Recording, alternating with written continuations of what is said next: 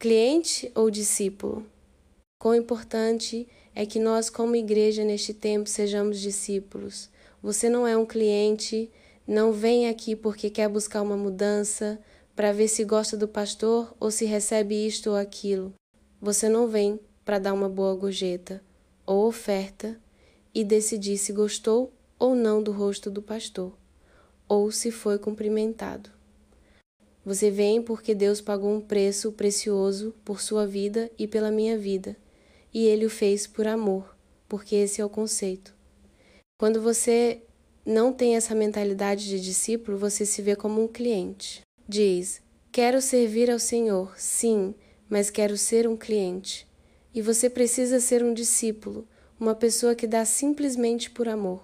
Depois a figura do voluntário, que é alguém que ajuda voluntariamente. O voluntário tem a liberdade de ajudar, mas não tem nenhuma responsabilidade. Se há algo que não gostou, que não lhe pareceu certo, que não concorda, ele deixa. O voluntário está de passagem, o discípulo permanece para sempre. Vamos ao versículo 24, onde Jesus disse aos seus discípulos: Se alguém quiser vir após mim, negue-se a si mesmo, tome a sua cruz e siga-me. Que interessante, irmão. O Senhor está dizendo que se alguém quiser segui-lo, precisa estar atrás dele.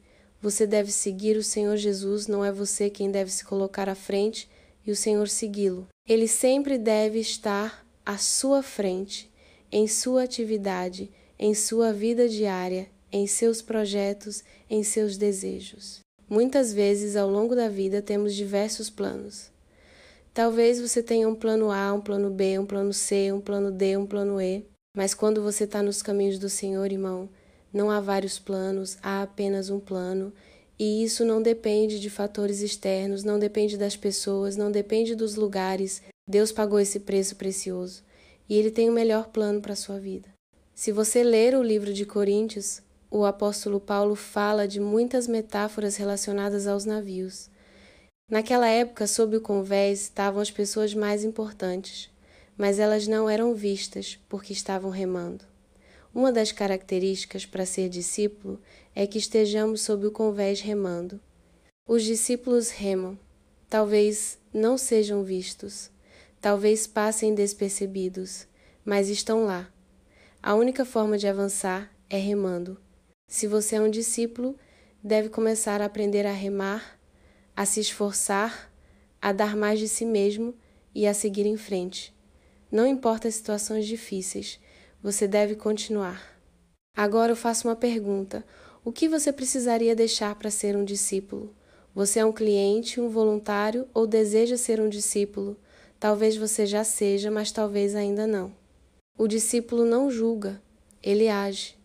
O discípulo ama, vê a intenção do coração e não apenas o comportamento das pessoas. O discípulo está remando sob o convés, o discípulo segue, apesar das dificuldades, dos problemas, das situações que enfrenta, ele segue em frente. Se precisamos ser discípulos, nosso uniforme deve ser nossa conduta, como nos comportamos na vida, em nossa família, em nosso bairro, em nossa comunidade, como lidamos com nossos entes queridos. Não é tempo de pensar já passou, não é tempo de apenas sonhar ou ter visões, é tempo de definir ações e de tomar uma decisão. Vamos ao livro de Atos, capítulo 2, versículo 1. O Senhor Jesus já havia partido, e havia um grupo de homens tristes, porque seu mestre não estava mais com eles. Quando chegou o dia de Pentecostes, estavam todos reunidos em um só espírito. Você sabe quantas pessoas eram? Em Atos, capítulo 1, versículo 15, diz que eram cerca de 120 pessoas reunidas, pensando a mesma coisa, com o mesmo propósito, com o mesmo sentimento, com o mesmo objetivo. Houve um tempo em que um pastor e sua família assumiram o desafio de iniciar uma obra. Eles trabalharam durante muito tempo, mas as pessoas que o ajudavam foram embora, outras faleceram. Esse pastor tentou continuar, mas as coisas não estavam indo bem. Cansado, decidiu ir embora. Na estação do trem, um vendedor ambulante se aproximou e começou a cantar. Sou eu, soldado da cruz e servo do Senhor. Não temerei levar sua cruz, sofrendo por seu amor. Depois da batalha, Deus nos coroará. Quando terminou de cantar, o pastor deixou suas malas e saiu correndo, dizendo: Mesmo que eu esteja sozinho, não vou parar, porque aquele que me chamou estará comigo.